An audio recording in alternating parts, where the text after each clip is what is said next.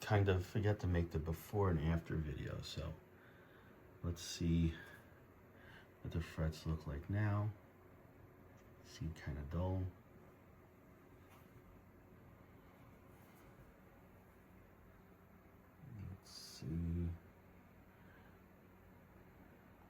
Let's see what they look like once I'm done.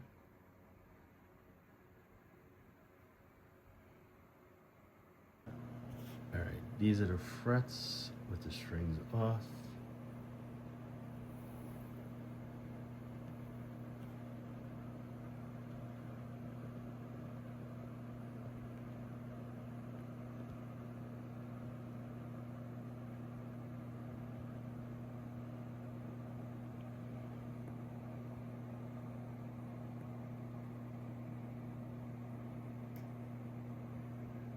Let's see what happens.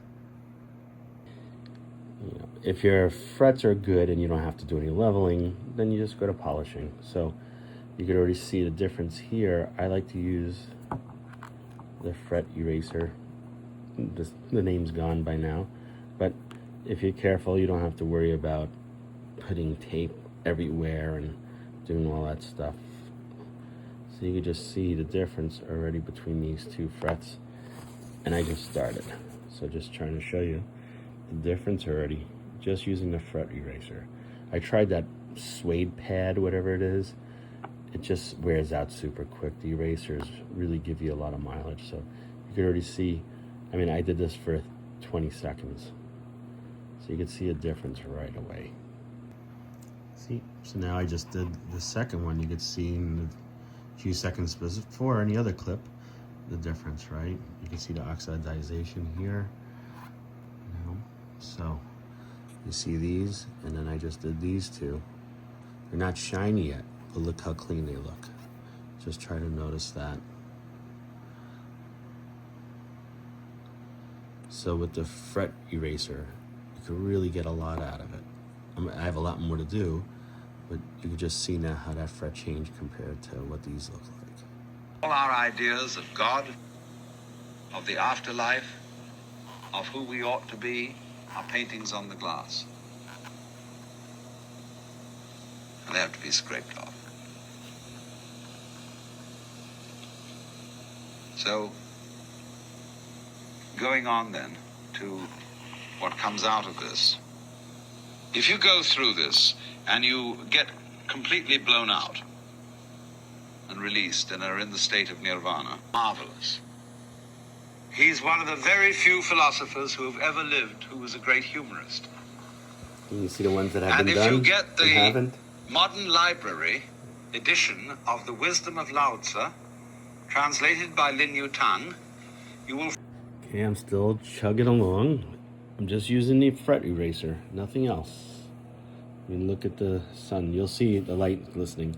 We're gonna get to a fret where you could tell I haven't done anything yet. And I'll give you a little hint. It starts right there.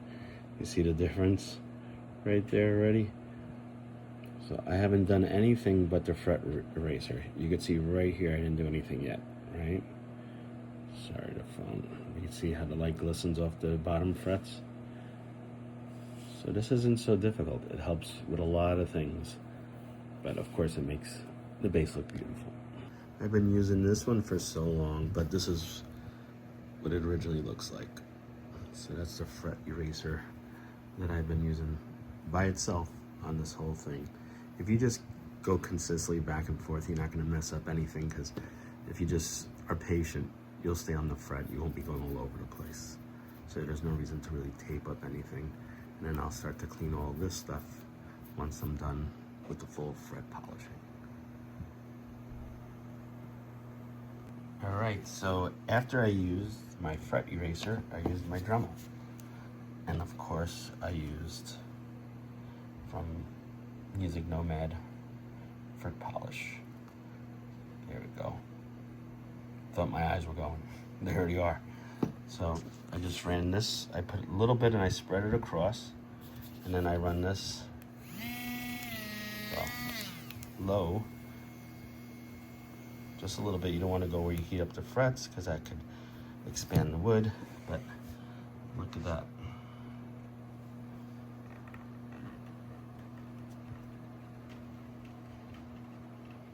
Notice that difference, that shine.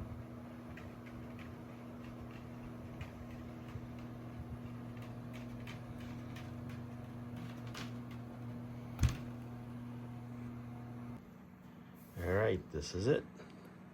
All nice and shined up. Everything is done. Frets are nice and shiny. So, of course, I removed the strings. From there, I always clean the nut. It was perfectly clean, but I always put some nut lube. That's important because when you tune your strings, this creates friction too. It could wear out the nut prematurely. So you always want to keep this nut lubed. It makes a difference. You know, not caked on, but enough where it helps with that sliding and gliding. And then from there, I checked the relief of the neck. It was at, was it 12 thousandths? I guess that's the terminology. And then from here, I used the eraser for the frets. And then I used the Music Nomad fret polish. And that's it. So thank you, Fred, for selling me this beautiful bass. I'm keeping the flats on because I don't have flats on any of the other ones. And it's ready to rock and roll. I had to just do a little bit. E was a little flat, so I had to put it in balance for the 12th fret with the intonation. The radius, for whatever reason, was for 9.5, but this is a 7 1/4 neck. That's what I found for the specs. So if somebody knows otherwise, let me know. But there you go. The frets, you can see are nice and beautiful and shiny now.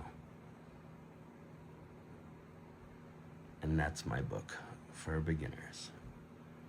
So I'll give you a plan and something to work with for a while, and it covers everything. So if you're a raw beginner or somebody that really wants to get the basics down, I would definitely recommend my book that's on Amazon.